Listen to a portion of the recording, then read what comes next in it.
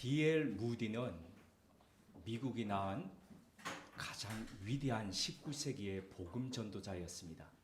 흔히들 이 무디를 목사라고 호칭하고 있지만 실은 이분은 평생 복음 전도자로 그리고 설교자로 살았지만 목사 안수를 받지를 않았습니다.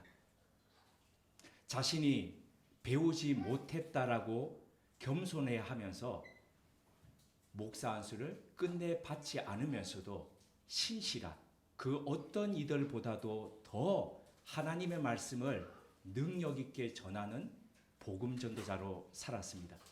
어느 날 이 D.L. 무디에게 한 사람이 찾아와서 이렇게 물었습니다. 선생님, 문제없는 교회를 제게 좀 알려주십시오. 제가 지금 그동안 교회를 옮긴 것이 3번째인데 지금 교회도 문제가 너무너무 많습니다. 무디 선생님이 대답했습니다. 제가 문제없는 교회를 딱 하나 알고 있기는 한데 당신한테는 알려줄 수가 없습니다. 아니 왜요? 당신한테 알려주는 순간 그 교회에 문제가 생길 것이기 때문입니다. 무디의 대답은 아마 이 2가지였을 겁니다. 하나는 이 세상에 문제없는 교회 없다는 것의 역설적인 표현이었고 또 다른 하나는 교회의 문제라는 것이 결국에는 거기를 구성하고 있는 사람들의 문제라는 것이죠. 흔히들 교회가 어려움과 곤란에 처하면 이렇게들 이야기합니다. 초대교회로 돌아가자. 초대교회로 돌아가자. 그러니까 지금까지 이 세상에 2000년 동안 존재했던 교회들의 모본이 되는 것은 초대교회의 모습이었거든요. 그러니까 흐트러지고 또 망가졌을 때에 그 교회의 모습으로 돌아가자는 것이죠. 악기들이 연주하지 않습니까? 근데 이 악기들이 연주하기 전에 늘 피아노의 A선에 대고 맞추죠. 튜닝을 하지 않습니까? 현을 튜닝하고 난 뒤에 하는 거죠. 내가 오늘 맞췄다고, 어저께 맞췄다고 해서 오늘 맞추지 않는 것이 아니라 연주하기 전에 맞추고 심지어는 연주 중에도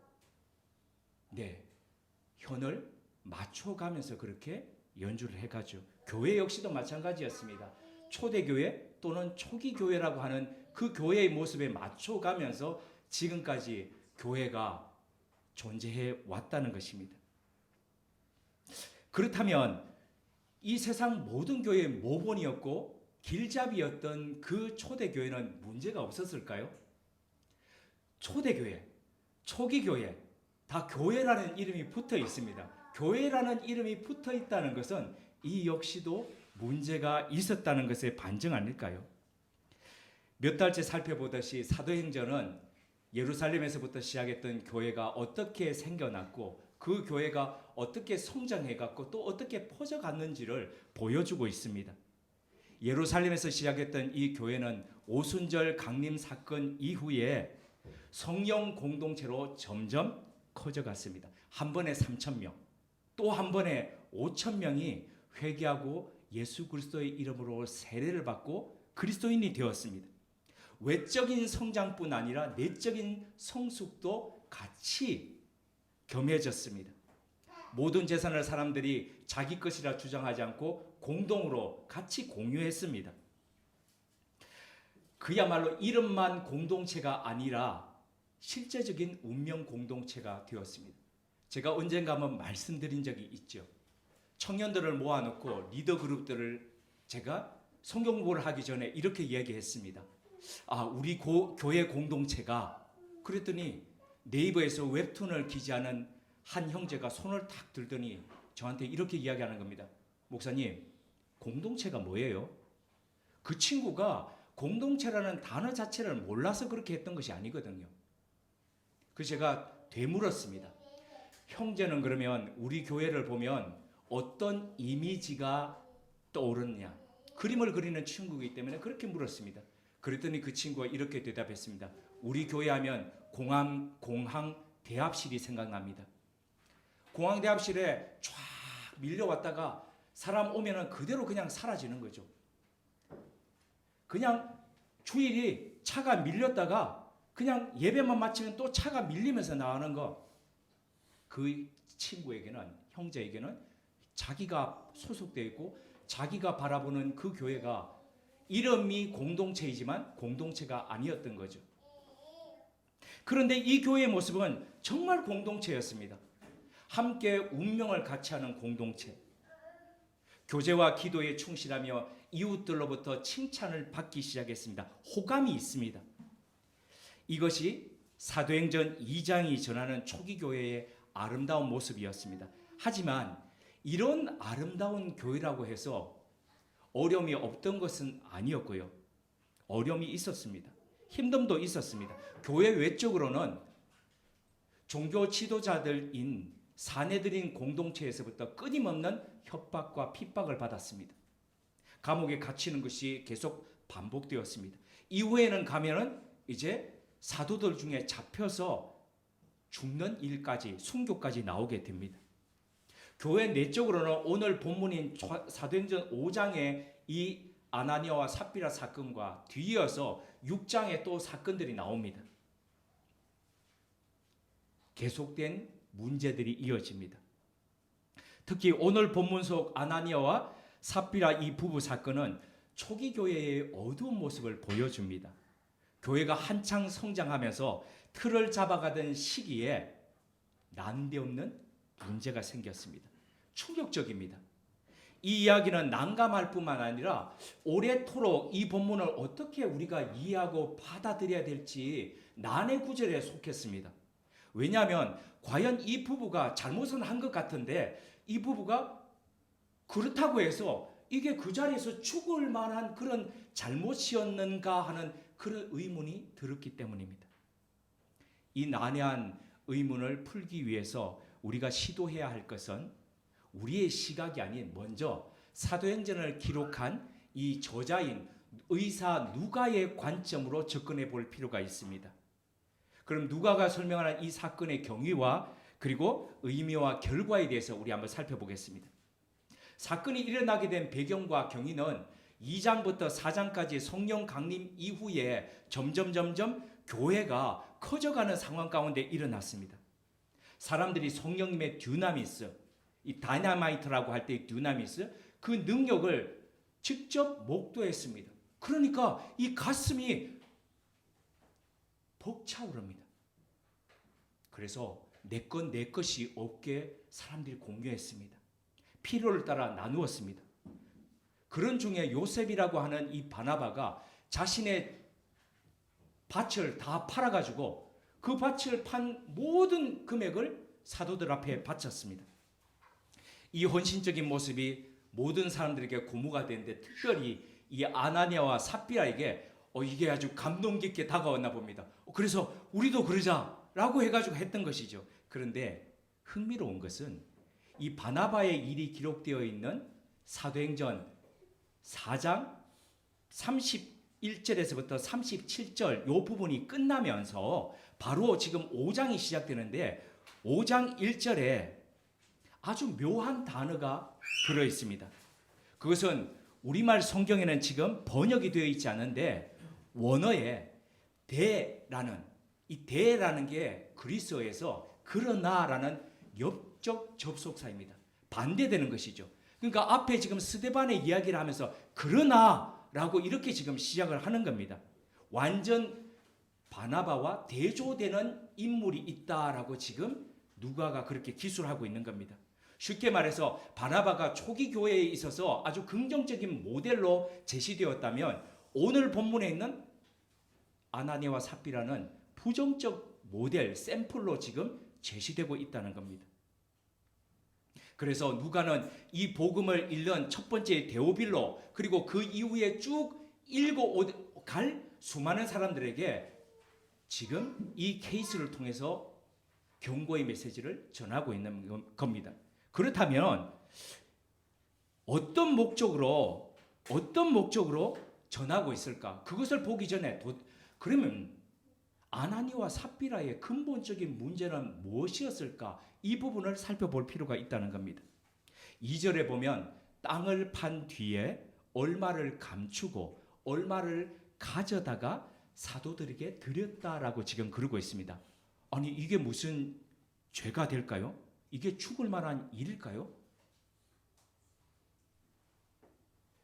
만약에 예를 들어서 여기 우리 중에 한 달 동안 수입을 헌금을 하면서 다 수입을 가져오지 않았다. 헌금을 드리지 않았다. 그래서 이게 지금 벌받을 일입니까? 이렇게 접근할 수 있는 거죠. 그런데 여기서 우리는 베드로가 아나니아를 책망하면서 했던 말에 주목할 필요가 있습니다. 베드로는 이렇게 이야기했습니다. 사탄이 아나니아 마음에, 그 부부의 마음에 가득하여 성령을 속인 행위라고 지금 그러고 있습니다. 뒷절에 이어지는 것들을 쭉 보면 아마도 이 아나니아와 삽비라는 밭을 팔고 난 뒤에 그것에 얼마라고 해서 드린 것이 아니라 이것이 전체다라고 거짓말해서 드렸다는 것을 알 수 있습니다. 그래서 이 아나니아의 행위는 하나님의 역사가 한창 왕성하게 일어나고 있던 그 초기 교회 공동체 속에 그 공동체성을 해치고 성령께서 역사하시는 부분들을 와해시키려고 했던 사단의 이적 행위였다는 것을 알 수 있다는 것이죠. 순수하게 드리고 순수하게 나누고 하던 그곳에서 그냥 나는 이것밖에 하지 못합니다. 나는 이것밖에 드리지 못합니다라고 솔직하게 얘기하면 되는데 이것이 마치 전부인 양 그렇게 드렸다는 겁니다. 더군다나 이 아나니아와 삽비라 사건에서 두 번이나 반복되는 단어가 있습니다. 감추다라는 단어인데 이 단어가 단순히 감췄다라는 행위를 의미하는 동사가 아니라 이것은 다른 특별한 사건과 연결시켜주는 의미가 있습니다. 그것이 뭐냐면은 이 단어가 노스피조라는 단어인데 그리스 단어인데 구약 성서인 히브리어 성경을 헬라어로 번역한 것이 70인역입니다. 70명이 함께 번역을 했다 그래서 70인역이라고 그러는데 이 70인역에 여호수아서 7장 1절에 보면은 바로 노스피조라는 똑같은 단어가 나옵니다. 어떤 의미이냐면은 여리고성을 함락시키고 난 뒤에 하나님께서 그 성에서 어떠한 것이든지 취하지 말고 다 하나님께 드리라고 했는데 누굽니까? 아간이 그 중에 일부를 감추었습니다. 그때 감추다라는 이 단어가 바로 노스피조, 이 단어와 똑같은 단어가 사용되었습니다. 그래서 이런 의미에서 성경을 연구하는 신학자들은 지금 아나니아와 삽비라 이 사건의 감추인 행위를 그냥 단순한 감추인 행위로 보지 않고 구약 성경 속에서 이야기했던 바로 그 아간의 행위와 동일한 짝을 이루는 그 사건으로 지금 해석하고 있는 겁니다. 430년에 이집트 생활을 마치고 그리고 40년의 광야 생활을 지나고 난 뒤에 가나안으로 들어오기 위한 한창 전쟁과 그리고 헌신을 하고 있던 그 공동체에게 완전히 그 공동체를 와해시킬 수 있는 행위를 했던 것은 바로 아간의 노스피조, 이 감추는 행위였습니다. 하나님은 종으로 430년을 살던 그리고 광야에서 계속 반란을 일으키고 계속 하나님께 반역하던 그 사람들의 그 신앙생활의 그 모습을 삶의 모습을 끊고 새로운 신앙 공동체로 가나안 땅에서 시작하려고 했는데 그 부분에 사단의 역사로 노스피조했던 것이 바로 아간의 역사였듯이 새로운 성령 공동체로 지금 한창 일어서고 교회라는 것을 주님 이후에 성령 공동체로 세우려고 했던 그 하나님의 역사를 방해하고 와해하기 위해서 감추는 노스피조의 행위가 바로 아나니아와 삽비라에 의해서 지금 일어났다. 이것이 바로 베드로가 지적하고 있는 부분이었다는 겁니다. 그래서 이 때문에 순결한 신앙 공동체로 서는 것을 와해시키는 이 행위 때문에 아나니아와 삽비라는 심판받았다는 겁니다. 자, 이것이 사도행전을 기록했던 의사 누가의 관점이었다면 이 이야기를 통해서 누가는 우리에게 무엇을 이야기하고자 하는 것일까요? 그것은 당연히 공동체 안에서 거짓을 제거하는 것이죠. 꾸미는 것 제거하는 것이죠. 정직으로 살아가는 바로 그리스도인으로 서라는 것이죠. 기도할 때에 어떤 면에서 내가 다 못하겠으면 전적 헌신, 전적 헌신하면 좋죠. 그러나 우리가 다 똑같지 않지 않습니까? 다 똑같지 않기 때문에 하나님, 제가 할 수 있는 부분은 이 부분밖에 되지 않습니다. 그렇게 하나님 앞에 나아가면 되는 것이죠. 아나니아와 삽비라의 비극은 잘못된 동기에서부터 비롯되었습니다. 그것은 위로의 아들이라고 일컬음을 받던 바나바처럼 자신들도 뭔가 돋보이고 그리고 박수받고 싶은 그 욕심 때문이었습니다. 욕심이라는 이 말은 사전에서 분수에 넘치게 무엇을 탐내거나 누리고자 하는 마음이라고 설명하고 있습니다. 욕심은 이렇게 우리 가운데서 있는 욕구, 이 욕구가 욕심이 되고 그 욕심이 욕망이 되고 그 욕망이 탐욕이 되어서 결국에는 우리로 하여금 넘지 말아야 될 경계선을 자꾸 넘어가게 하는 것이죠. 그래서 성경은 이렇게 이야기하죠. 탐심은 우상 숭배다. 결국 하나님을 저버리는 그 행위라고 이야기하는 것이죠. 여기에 아나니아와 삽비라의 비극이 있습니다. 그리고 오늘날 수많은 이들이 망가지는 그 비극의 시발점이 바로 여기에 있다는 것이죠. 이것을 시인 황동규 씨는 이렇게 표현했습니다. 우리의 의식 속에는 언제나 우리가 미리 심어놓은 박수꾼이 있다. 그 박수꾼들이 지쳐야 비로소 예술 작품이 생기를 띠기 시작한다. 여기 우리 음악가들도 있으시고 또 미술을 전공하신 분들도 계십니다. 늘 관객 앞에서 내 작품을 보는 사람들 청중 앞에서 우리는 좀 더 잘하고 싶죠. 저 역시 마찬가지입니다. 저도 좀 잘하고 싶습니다. 말도 좀 버벅거리지 않고 좀 잘하고 싶습니다.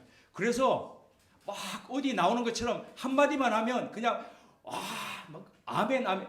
네, 저도 한번 그러고 싶은데, 그런데 우리 안에 이렇게 사람들에게 갈채를 받고 싶은 강박관념, 인정받고 싶은 그 욕구, 이런 것들이 실은 나를 나답게 살지 못하게 합니다. 무리수를 자꾸 두게 만듭니다. 하나님 앞에서 고유한 나로 수많은 사람들 중에서 하나님께서 내게 주신 특별한 그곳으로 살도록 그렇게 부르심을 받고 걸어갈 수 있는데 자꾸 남을 의식하다 보니 우리는 그것을 맞추려고 자꾸 꾸미고, 그리고 꾸미는 것을 넘어서서 치장하고 결국에는 치장을 넘어서서 분장하고 변장까지 가게 됩니다. 시인의 말처럼 이 우리 안에 있는 박수꾼들이 지쳐야 도저히 너한테는 아무리 충동질해도 안 되겠네라고 하면서 그 박수꾼들이 포기해야, 힘을 쓰지 못해야 진짜 우리 안에서 생기가 올라온다는 것이죠. 교회 공동체의 위기와 그리스도인의 망가짐도 바로 그렇습니다. 박수꾼을 의식하고 거기에 우리가 몰두하게 되면 우리가 몰락하게 됩니다. 교회가 자꾸 찬사에, 박수에, 그리고 뭔가를 자꾸 이루려고 하는 거기에 몰두하게 되면 교회는 교회성을 잃어버리고 엔터프라이즈, 기업이 되어 가는 것이죠. 자꾸 이윤을, 더 극대적인 이윤을 내려고 하는 것이죠. 그렇다면 우리는 어떻게 하면 이 박수꾼들에게서 벗어나고 이들의 충동질에서부터 자유로운 그 길을 걸어갈 수 있을까요? 그래서 나만의 그 길, 하나님께서 내게 주신 그 길을 그렇게 갈 수 있을까요? 사도 바울은 그리스도인이 박수꾼으로부터 벗어날 뿐 아니라 하나님께 영광된 삶을 사는 길, 그래서 진짜 하나님 앞에서 빛나는 그 길에 대해서 다음과 같이 권면합니다. 빌립보서 2장 5절에서 11절 제가 봉독해 드리겠습니다. 너희 안에 이 마음을 품으라. 곧 그리스도 예수의 마음이니 그는 근본 하나님의 본체시나 하나님과 동등됨을 취할 것으로 여기지 아니하시고 오히려 자기를 비워 종의 형체를 가져 사람들과 같이 되셨고 사람의 모양으로 나타나사 자기를 낮추시고 죽기까지 복종하셨으니 곧 십자가에 죽으심이라. 이름으로 하나님이 그를 지극히 높여 모든 이름 위에 뛰어난 이름을 주사 하늘에 있는 자들과 땅에 있는 자들과 땅 아래에 있는 자들로 모든 무릎을 예수의 이름 앞에 꿇게 하시고 모든 입으로 예수 그리스도를 주라 시인하여 하나님 아버지께 영광을 돌리게 하셨느니라. 일명 이 본문은 이런 별칭이 붙어 있습니다. 그리스도의 낮아짐과 승귀. 그런데 이 말씀의 핵심은 바로 자기 비움, 그리스어로 케노시스입니다. 자기를 비우는 케노시스, 이 비움이야말로 하나님이 역사하실 수 있는 공간을 마련합니다. 꽉 차 있는 곳에서는 하나님이 역사하실 수 있는 공간이 없다는 거죠. 어떤 작품이든지 간에 꽉 차 있으면 작품이 되지 않지요. 미술 작품도 그렇고 음악도 쉼표가 있고 숨표가 있고 악보 사이에 간극들이 있어야 작품이 될 수 있듯이 우리의 삶 역시도 마찬가지입니다. 신앙도 마찬가지입니다. 우리 속에 하나님이 역사하실 수 있는 공간이 있을 때에 비로소 하나님이 역사하십니다. 나의 타락한 자아가 비워지고 그곳에 하나님의 영으로 가득 채워질 때 우리는 그리스도의 마음을 닮은 그리스도인으로 세워져 갑니다. 이 마음에 잇닿기 위해서 더 강해지고 더 힘이 있어지기보다는 더 힘을 빼고 더 채우기보다는 더 비우면서 갈 때에 더 돋보이기보다는 이름도 없이 빛도 없이 그냥 그저 하나님 앞에 하나님과 동행할 때에 하나님은 우리 속에서 일하시게 된다는 거죠. 이렇게 나라는 자아가 비워질 때에 우리 안에 박수꾼은 힘 못 쓰고 잠잠해지고 낮아진 우리 안에는 하나님으로 더 채워질 겁니다. 그 하나님은 낮아진 우리를 존귀케 하시면서 부활하신 예수 그리스도처럼 존귀한 자로 하나님 앞에서 빛나는 모습으로 세워주실 겁니다. 함께 기도드리겠습니다.